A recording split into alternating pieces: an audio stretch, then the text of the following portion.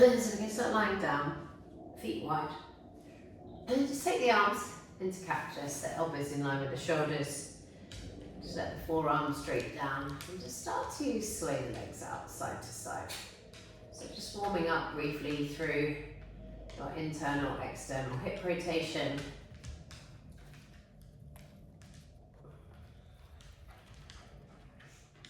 So next time you drop over to the right, we'll pause there. You can maybe even look to the left with the gaze and hook the right foot over the left thigh. And then just allow the weightiness of that foot to really hang on the thigh there. So we explore how much internal rotation there is when we're gently assisting with that opposite leg. Come back through the centre, just sway it out left to right a few times. And we'll drop over to the other side. So if we're dropping left here, we're hooking the left foot on the right thigh. We're just turning the gaze out to the right. Again, let the foot become heavy. And explore how much internal rotation there is on the right thigh.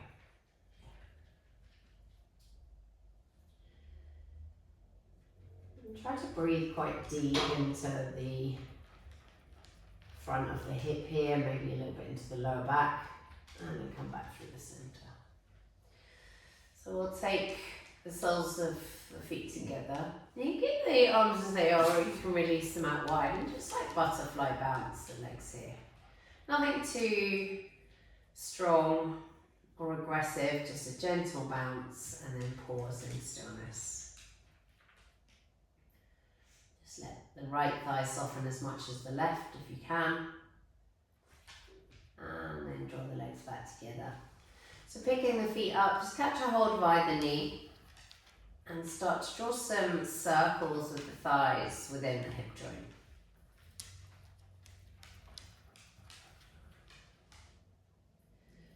So for you, there was one, I can't remember which one it was, but one side was much trickier than the other.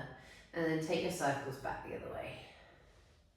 So really try to relax the muscles in the hip as you do this. So you're almost creating the movement through the hands rather than the muscles in the hips, yeah? So the arms are drawing this, the knees in circles. Take your hands behind your knee creases, curl up into a little ball, and then start to rock forward. So your spine was really good through this. So just curl into as much of a ball as you can, and then we'll come all the way up. So we're going to take 90-90. So we'll take that right leg out in front. Just make sure that you edge your hips as far right as you can as you do that. And then try to get a right angle with this back knee. You want the knee in line with the hip here. Now your external was strong.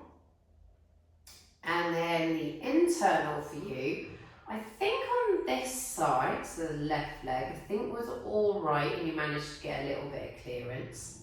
If this is feeling too difficult, remember you can always shift the body weight forwards and come into that internal from there. So when we're levering the leg into external, we're trying not to move the hips massively. And then the same when we move it into internal. So you can just stay with it like that, or you can just assist the leg up.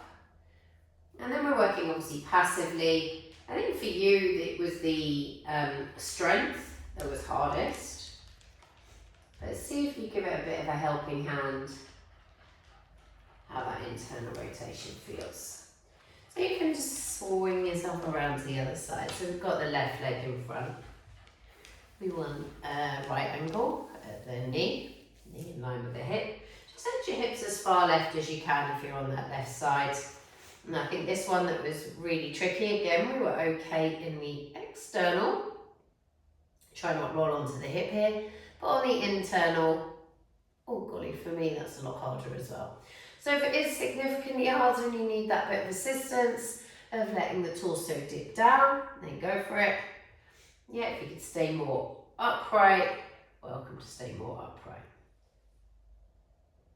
Yeah, mine's kind of easing into it a little bit as we go here. So next time you pick up the leg, into internal. You can catch a hold with the hand and just ease it into a little bit more internal rotation there. And just see how that feels. Alrighty, maybe just hang back in the hands for a moment and just start to sway it out left to right. So we'll bring ourselves into all fours. And just some gentle spinal flexion and extension to start with here.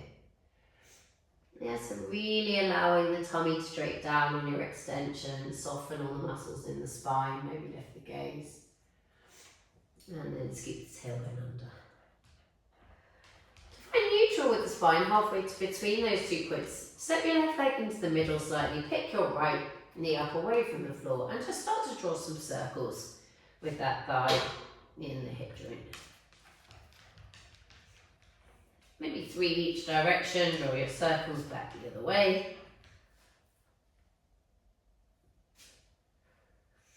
And then let's take that on the other side, so picking up the thigh, 3 circles one way, and 3 circles back the other. Now I know we were feeling a little bit of tightness in the arches of the feet, so maybe here you can tuck your toes under, start to walk your hands back towards you. So this might be enough, just prizing the weight towards the back of your mat here. Or you might think you can walk your hands up your thighs a little bit. So if it feels too much, maybe you just come in and out of that shape a little bit. Or you just stay as you are here with the torso above the pelvis and you breathe. So I want to hit the hip flexors a little bit. So we'll step the right leg forwards. And we'll just kind of come in and out of it a few times. And then just sink into this thigh a little bit. Maybe tuck the toes under the back leg. And then just allow your weight to come back slightly so you've got a bit of a 90 angle at the legs. So I think we find it quite helpful. If we've got the right leg forwards, you're going to pick up the left hip bone, front hip bone, as much as you can to the ribs. Interlink the fingers, flip the palms to the sky. You can sink into this right thigh a little bit, but try not roll the pelvis forwards. Yeah, so trying to hit hip flexor on that right side.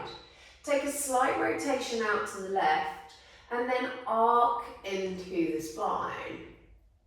So I'm back bending kind of the back right corner of my mat and turning to the front left corner. Back through the center. So you found that quite strong, I think. So let's just ease ourselves back. Take the knees wide, pull the hips back towards the heels, take a child's pose. Ease the body weight forwards. Pull the weight back, child's pose.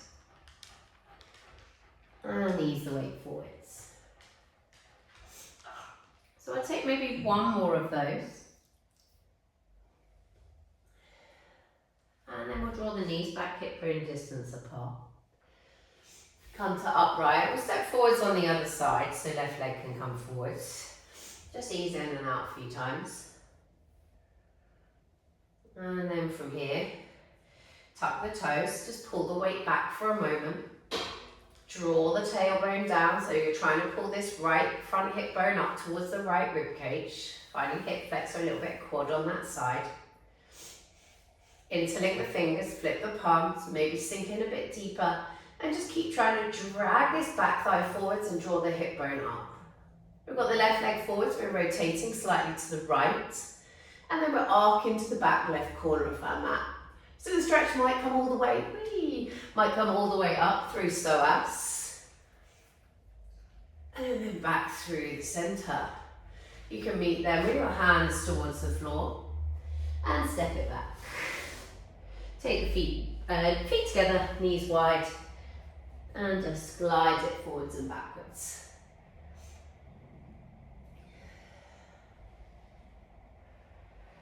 Pause for a moment. Take the knees as wide as you can here, and hips towards the heel.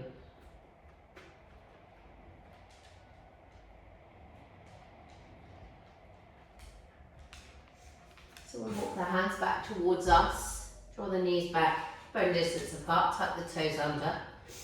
Walk the hands towards the knees, maybe we can have bricks here.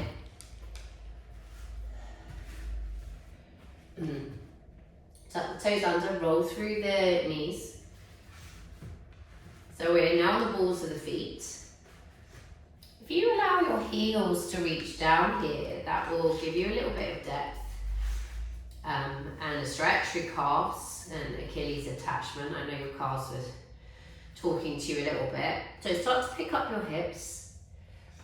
And then let's bring the bricks to a height where we can find almost, I'm just checking the mirror here, almost horizontal with the spine. So we're going to rotate out to the right, we're going to bend the left knee, and we're going to carry that brick up towards the sky, find rotation in the spine, lay it back with the arm, and through centre. So this is all about thoracic rotation, opening up on the other side, but it will hit the hips a little bit here. So just hugging the right hip back as we lift the right arm, back through centre, and change outside. So you can keep going through that as much as you feel you need. And then let's just have a little bow down. I know you found this strong in the hamstrings and the calves, I think. Take your hands into a ragdoll, shake it out a little bit. And then we'll release the hands down and we'll just spinal roll it all the way up. Carry your arms up high. Interlink your fingers, flip your palms, and have a little arc through the spine. So just maybe shake the arms on the way down, just release any tension there through the shoulders, and take yourself into a wide stance. So we're just going to find adductors a little bit here. Obviously you're often quite low to the ground through your adductors. So again, you might need bricks. We're going to turn the feet out, and we're just going to start to glide it left to right. So you might want to stay quite high initially. My right side's feeling super tight there for some reason today, I'm not sure why.